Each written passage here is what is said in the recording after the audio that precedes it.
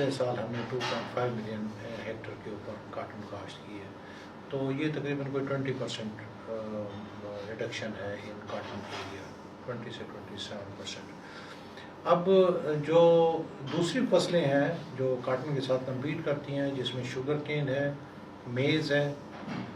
Rice ہے اور potato, یہ 4 فصلیں مل کے کاٹن کے ایریا کو لے رہی ہیں۔ اس میں سب سے زیادہ ہمیں میز نے کاٹن کا ایریا لیا ہے، دوسرے نمبر پہ شوگر کین نے، اور تیسرے نمبر پہ رائس نے، اور یہ مختلف ریجن ٹو ریجن جو ہے وہ ویری کرتا ہے، کسی ریجن میں لیکن میں اوور آل پاکستان کی بات کر رہا ہوں۔ پاکستان کی جو ٹیکسٹائل انڈسٹری کی ضروریات ہے وہ تقریباً 14 ملین بیل کی ہے، 14 سے 15 ملین بیل کی ہے، اور پاکستان نے 14 ملین بیل بھی اچیو کیے ہیں پروڈکشن ٹارگیٹ، لیکن اس سال پچھلے 3 سالوں سے ہم انتہائی کمی کا شکار ہیں، اور اس سال جو ہے ہم 9.45 ملین بیل کپاس پیدا کریں گے، جو ہمارا اینڈ جو ہمارا وہ ہوگا اسسمنٹ ہے۔ اب یہ ایک کافی الارمنگ سچویشن ہے، کیونکہ ہماری ساری انڈسٹری جو میجر انڈسٹری ہے وہ کاٹن کے اوپر ریلائی کرتی ہے، ٹیکسٹائل انڈسٹری جو ہے وہ ساری ہماری ایکسپورٹس بھی 60% کے قریب جو ہے وہ کاٹن پہ ریلائی کرتی ہے۔ تو اس کے اوپر گورنمنٹ نے ایک بہت ہی سیریس نوٹ لیا ہے کہ پچھلے سال بھی ہماری کاٹن کی پیداوار کم ہوئی تھی، اس سے پچھلے سال بھی، اس سال بھی،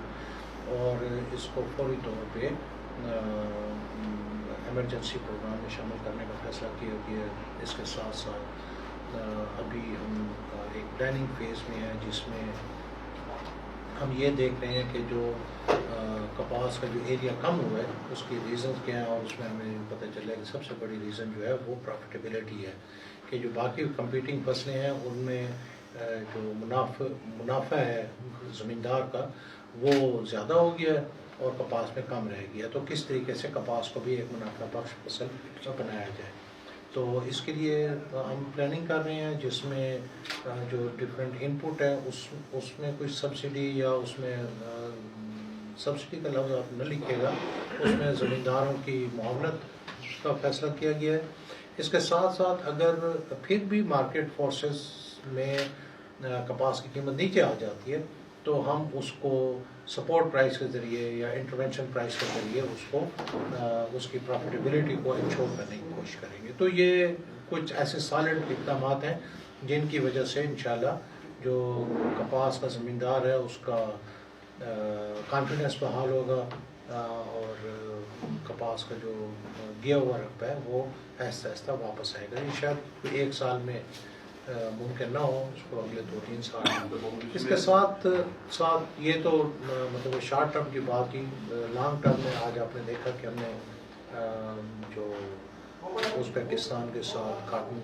میکینیکل پکنگ کے اوپر ہم بات کر رہے ہیں، تاکہ یہ بھی پاکستان میں انٹروڈیوس ہو، اس سے کاسٹ آف پروڈکشن ہماری کم ہوگی، اور جو موسمی حالات سے کپاس کو نقصان پہنچتا ہے وہ بھی قدرے کم ہوگا۔ اس کے ساتھ ہم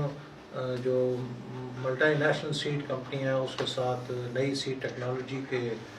کو انٹروڈیوس کرنے کے لیے بھی ہم کوشش کر رہے ہیں،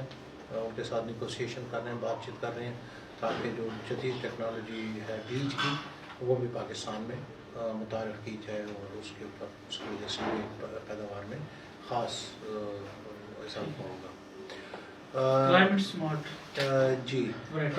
کلائمیٹ چینج کا جو